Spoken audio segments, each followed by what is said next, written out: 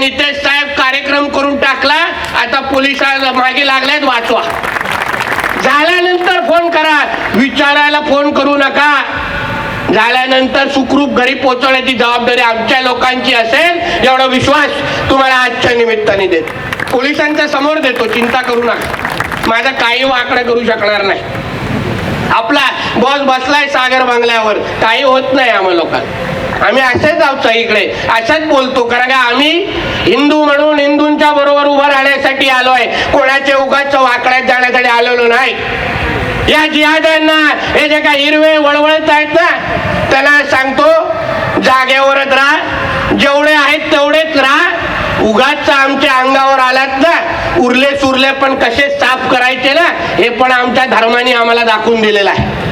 हे पण धर्माने दाखवून दिलं. म्हणून जाता जाता एवढंच सांगतो, किती हवा भरायची ह्याला पण मर्यादा आहे की नाही. यानंतर हवा भरण्याची गरज भासली नाही पाहिजे बांधव.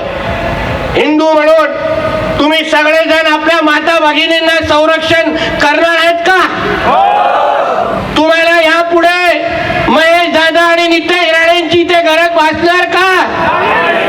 यापुढे कुठलंही अतिक्रमण झालं तर आपला काय नारा असणार? त्यांच्या अली आणि आमचा, त्यांचा अली आणि आमचा.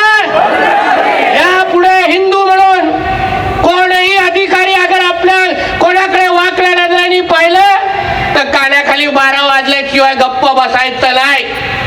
आम्ही सगळेच्या सगळेजण तुमच्या सगळ्या बरोबर आहोत. सरकार तुमच्या बरोबर आहे एवढाच विश्वास आजच्या निमित्ताने देतो. आणि परत एकदा हिंदू जन आक्रोश मोर्चाच्या निमित्ताने तुम्हाला सगळ्यांना धन्यवाद देतो, आभार मानतो. इथेच थांबतो. जय हिंद, जय महाराष्ट्र. आणि एकदा होऊन दे